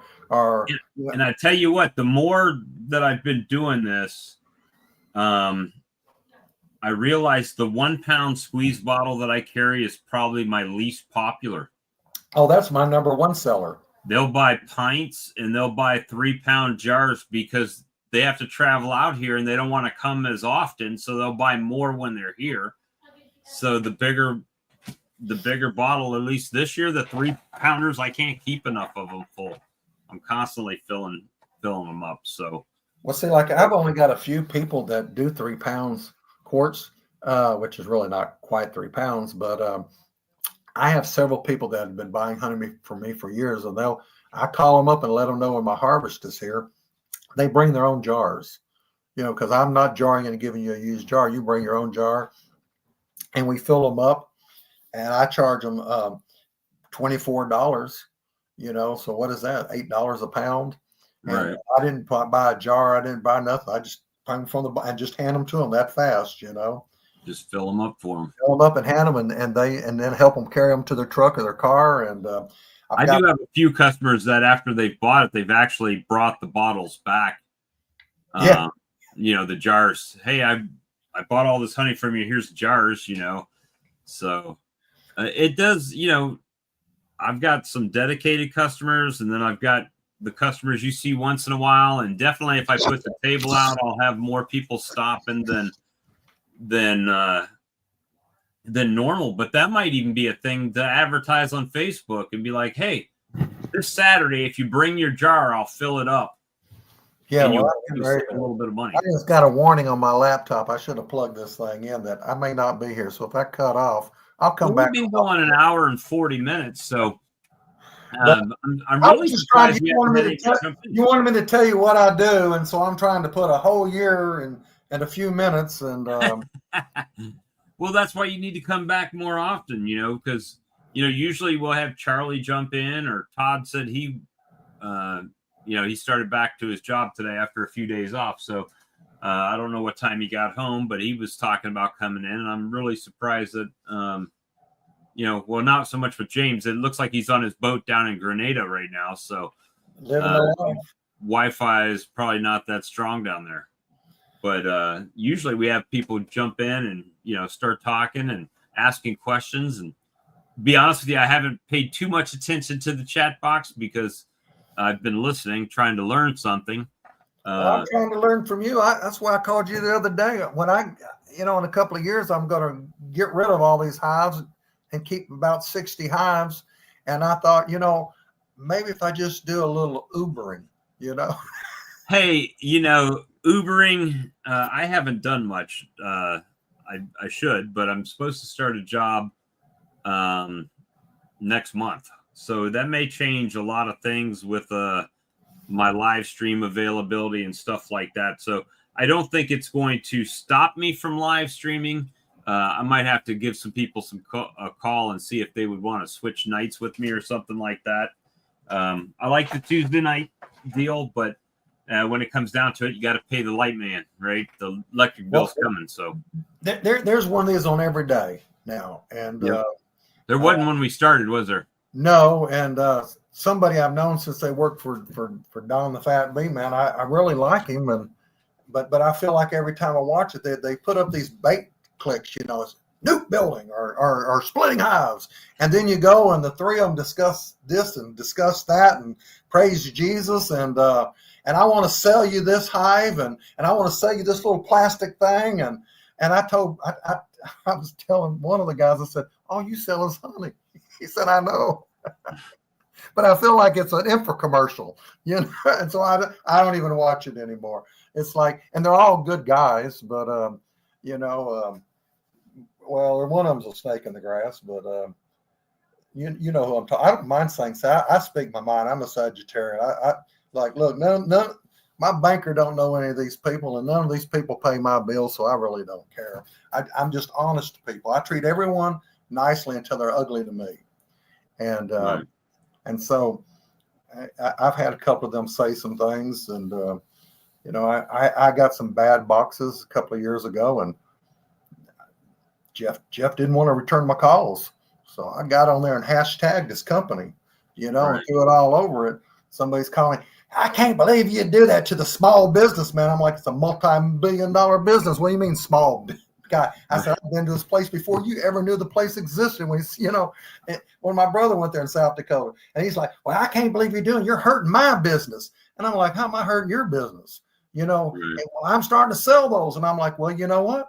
You get in touch with him and he makes it right because he's not answering my phone calls and I'm posting these pictures. And I posted them. It was some crap. And then all of a sudden he did make it right. But it took someone else to make it right. Does that make sense? Right. And so that irritated me. And I wonder how many other people, but I'll speak my mind. I treat everyone right until they do me dirty, and then I just shun them.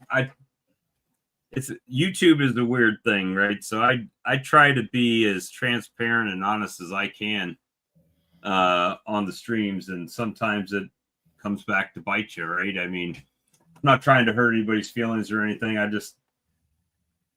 It is what it is, right? I make the swarm lure. I make it right here. I bottle it right there. I label it and send it out all over the country. And well, let me ask you a question on that, because a friend of mine just started a beekeeping supply, and he's got Swarm Commander, and I don't know what the wholesale prices are. I guarantee he's paying more for that than he is for mine. He'll make more money selling my product. Well, I'm going to give him your information. Please do. Lappy's carries my swarm lure. Oh, I know they do. I tried your swarm lure, and I tried it.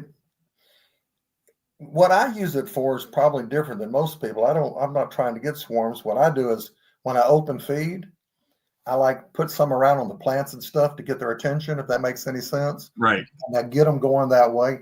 That's what I use it for. Well, and that's what most people. It's been like 4 or 5 years. That's 100% what swarm lure is, right? And I think a lot of people don't understand it, that swarm lure is only to attract them to find the box. Whether or not they move in the box, if you have it set up correctly, if you got an old brood comb in that, all you're doing is drawing their attention to that location. Whether or not they move in or not, that's a whole different thing, right? Honeybee democracy. But, well, we used your swarm lure over at my learning yard, as I call it, last year. And what we did was we were building like you know what a Russian cyclone or whatever. Yeah, the scion trap. Yeah. Well, yeah, you put spell on, they all go to it supposedly. Well, what we did was it was one of the guys' idea was like I was showing how I use my wax melter and I use paper towels. And so they were kind of soft but hot. He's like, well, I wonder if the bees would get on this because they smell the wax they want to get. I said, well, hold on. I grabbed some of your swarm commander and or your swarm lure, rustler, and I sprinkled a few drops of that on the hot wax, so it kind of melted in. It's wet still in the paper towel. We picked it up, we threw it across the branch, okay, and then it stiffens up, right? Well,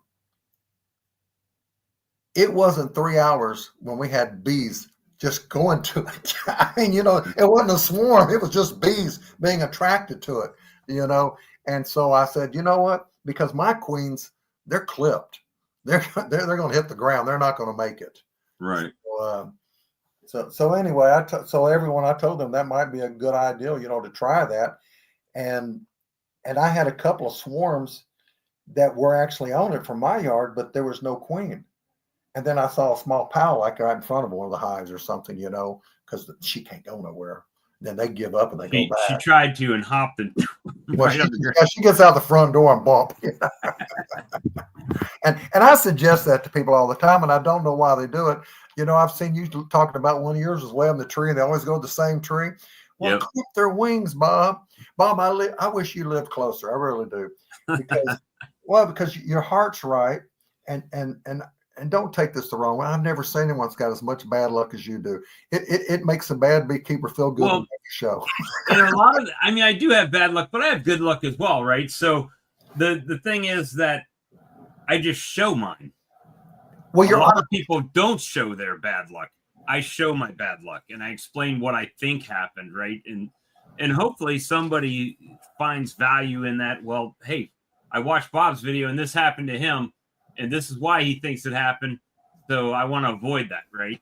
But if you don't put it also brings up conversation as to if someone says, well, Bob, you may have done this different or that.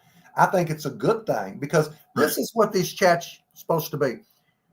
Did I ever tell you that the original chats, Don Kuchenmeister or whatever? Yeah, Don Pepe, man. We used to call and talk on the phone, and he'd give everyone what questions to ask. I think that was in like 2014 maybe. But back then we did I think it was Google Hangouts in the early days, and that was long before Greg Burns ever knew who Don was, and you know Jason Braggs used to be there, Joe May. There was a bunch of us, and we used to sit at night and talk bees all the time, all night long. We had no life. Right. But you coined the term, though. You coined the term. And so, you know, it was really sad one day, I said, oh, I didn't know No Life Beekepers were on tonight. But it wasn't you. Right. And I'm like, wait, where's Bob? You know, and it wasn't that you were working the nights, you know, but it was like someone else is taking your name. Yeah. And then all of a sudden, hey, I didn't know you were raising all this money for this and that. And no. Well, we are a community, and I'm happy that a lot of people feel a part of the community, and that's what it's all about, right? It's beekeepers helping beekeepers, and that's a great thing in my opinion. So as long as you know, we keep doing what we can do, and your community's grown a lot. But I was just saying that I was expecting to see Bob. I associate you with that, you know. Well, it gets to where, you know, for a while there, I was on just about every night of the week, and it just gets to the point to where it's a lot, right? And then it's time for you to do your chat, and you've already talked about everything under the sun all week long, and now you got to come up with something to talk about on your own stream. So I started kind of backing out of some of the other streams, just not hanging out as much, but. Well, you know what my wife said? I think every night you were on, like you were saying, I think last year, or maybe the year before. And my wife's like, being a smart ass, she's like, he really has no damn life, does he? That was the case. Yep. That was the case. But I enjoy it, right? I enjoy talking about bees, which most beekeepers do. I mean, if you run into a beekeeper at a beekeeping supply store that you've never met. You could sit there and talk 30 minutes about bees. Easy. Oh yeah. My wife just walks off, she and because she knows we're going to talk bees. Matter of fact, it's a lot of fun. A lot of beekeepers in their own community, if just find an IHOP, and say, hey, let's all talk bees, and you can help one another maybe solve their problems. Well, even when I went to my job interview, one of the last things the guy was walking me out of the building, and as I'm leaving, I said, oh, yeah, I'm a beekeeper as well, right? He said, oh, my dad's a beekeeper. So then we were there another 15 minutes talking about bees and honey. He says, oh, yeah, my dad gives me all the honey I need, right? So it was just one of those things. You just run into somebody and you start talking to them. And, I mean, bee clubs are great, but, I mean, we've been going 2 hours, and we still have 82 people watching. And it was up at 100. So we've had a few, and not everybody has stayed the whole time. So we've had a few hundred people check into the stream and watch tonight. And a lot of bee clubs don't have that kind of attendance. You're right. Attendance, right? So, I mean, we're touching people all over the country, and you're in Oklahoma, I'm in South Carolina. We had James from Canada who's down in Grenada, and I've just looking. I've got Russell Koopman from Minnesota, Laramore's down the road. We got DC from Washington State. There's people from all over. We had Tennessee, North Carolina, all over. So it's a nice community of beekeepers that basically met through YouTube, right? And that's a great thing. And when you go to a Nobby, or they just had the one up there in St. Louis, you get to meet these people, and it's kind of a special time. So we enjoy it, man. It's just good stuff. Good. Well, the last time I saw you in Sevierville, you were like, hey, Malcolm, you know who this is? I said, yeah, Bob. I said, I'll be right with you, because I was working a deal. And then I turned around and you weren't there, and I never saw you the rest of the time. I'm like, I guess he didn't want to talk. Well, you run into people and you talk for hours and things happen. I was sitting at Ricky's booth there. Lee and I were doing live streams from the Hive Life in Sevierville. And, Ian Stepler comes up. He says, I know that guy. And it's like, you feel kind of honored to the people recognize you. It's for me, I try not to get a big head as far as things like that. But sometimes, Oh, I know what you mean. It's like we had a big bee bus. Someone was asking about the big bee bus a minute ago over here in Tulsa last year, and little Natalie came, and so she walks up. She knew me, okay, because I knew her at her very first Hive Live. She went with her dad. First time, I think it was the very first one they ever had, came and did, and so I met her and I met her dad. I think his name's Chris, and so these people. And then it's funny. One time I used to live in Louisiana, and I used to send cards to Mr. Ed's mama. Okay, she lived up in the years, and he was telling me like, oh, I appreciate you sending her cards for her birthday and all this. Mr. Ed's a really nice guy, and so anyway, Mr. Ed comes to it, and one of the guys that you always got that guy that wants to be in charge, and so he was like, man, he knows this person well. I knew every one of the people that came. And Mr. Ed was there, and he's trying to talk to Mr. Ed. He's like, hey, Malcolm, you know how Mr. Ed is. And he comes over and we get this big old conversation. And he's like, he looked at me, he's like, who do you not know? And I said, well, when you go to these bee conferences, you meet so many people. And I said, and if you're as loud and as obnoxious as I am, they always remember you. It may not be a good memory. But it might not be a good memory. I got one beekeeper's mad at me. I think she's still mad at me because at Hive Life, it kind of became a running joke when we were there, because the lady's husband came up and she was on TikTok as a beekeeper. And he said, hey, my wife just hit this plateau on TikTok. Could y'all make like a big deal of it, right? So every time I ran into her, I said, hey, you're that famous girl from TikTok, right? And by the end, she was so mad at me. She's like, yeah, I'm her. right? You know, it's like it was getting old for her, but I kept running with it. See, I would And do the same thing. Yeah. I think she still hates me, but it's one of those things that I just enjoy talking with people and enjoy hanging out with beekeepers. And it's very flattering when you go to a Hive Life or a Nobby or something like that, and people recognize you. And it may be somebody I see every week in chat, but I've never met, right? So it's one of those things that they know me, they see me every week, but I don't see them, right? So then they come and introduce themselves, and now, you know, a lot of the people that don't even like Larimore here, I know his name is Keith. So in this chat, I don't usually call him Larimore. It's Keith, right? Or Randy or whoever. You know, you go down to Mississippi and Dirt Rooster's like, oh, where are you staying? Why don't you come on over? And, you know, you get to see his honey house and his stuff and eat dinner and break bread with them and just enjoy the beekeeping community. Talking about Randy, when he went to the very first one he went to in Sevierville, I was in the parking lot. I just talked to Cayman, and then I'm driving to leave, and I see this vehicle just running around with this trailer. I said, well, he's probably lost. I walked over, and it was Randy and his wife.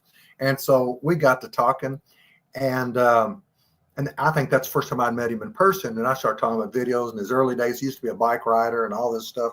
He's like, you've been watching that many years? I said, oh, yeah. And so we got to talking and everything, and we talked again inside the next day.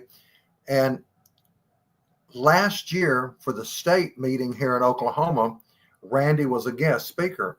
And when he walked in the door, he walked up and says, what are you doing out here in Oklahoma?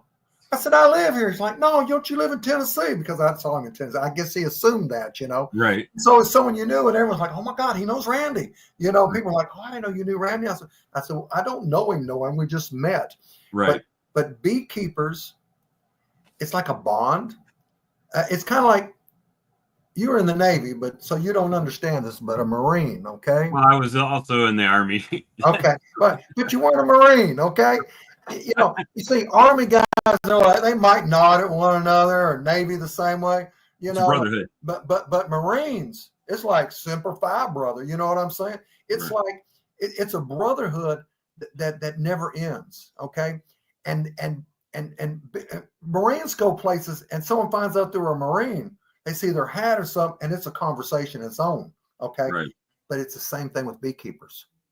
Anywhere you go in the country, if someone finds out you're a beekeeper and they're a beekeeper, or they know a beekeeper, it starts a conversation. It's a dialect. And it's a magical thing that happens. And I don't know any other business or any other hobby that's that way with beekeeping. It's like at the Big Bee Buzz, anyone that wants to come to Oklahoma next weekend or the weekend after, see how much I know. We have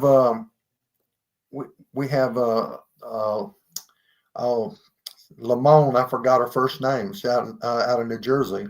She's a wonderful woman. She keeps about 125 hives herself by herself, and she's probably 60 years old. She's a wonderful woman, and she's the one that got me doing a lot of open feeding. And we're going to have Frank from Man Lakes coming. We got Bob Benny coming. And so there's going to be some good speakers if anyone's going to be in the area. And we don't rob anyone. I think it's only like $40 to come to ours. And they got discount hotels if someone wants to come for the weekend. It's just Friday night and Saturday all day. So if you're in the area, look up Niobe, Northeastern. It sounds like that gay club, don't it? Niobe. They used to have But anyway, it's not for boys. But anyway, it's the Northeastern Oklahoma Beekeepers Association. If you go to their website, they'll tell you where you can buy tickets if you're in the area. I thought I'd give them a plug. Okay. And if anyone's in the area, I know a lot of that goes on these things, and that's another communication. It's like if I had time, I would have gone up there to Missouri, and my cousin didn't even tell me that he was going to the one in Wisconsin. And what really makes me mad is I thought we were friends. I mean, he doesn't stay with me, but for my birthday, a beekeeper that works a lot with Chris Warner, we met, and He's like, Malcolm, I'm going down to Dallas. He's like, your birthday's December the 10th. I said, yeah. He said, let's go out for your steak. So we met, and he brought me some meat, and he runs about 400 some odd hives up there. And I knew all these people, but maybe there's a reason they didn't tell me they were having a meeting until it started. Well, we've been going for 2 hours, which is right where I like to cut it off for the evening. And I appreciate you coming in for sure. Don't hang up yet, because I'm gonna end the live stream. And you're welcome anytime to click the link and come on in. Okay. I know you have a lot with the American Legion and stuff that you do on Tuesday nights, but when you're available, feel free, come on in anytime. I appreciate that. And I'm sorry I talked so much. It's just that you wanted to know everything I did, and I was trying to like cram it all in there early. It's better than having someone come in that doesn't talk at all, because it's a chat. It's kind of the premise of the stream. There'll be someone that spends the whole night doing this. And just like you can only let so many people in, why don't you just let someone else in there to speak? All right, everyone. Well, you have a good evening, and we'll see you next week. Thank you. Right.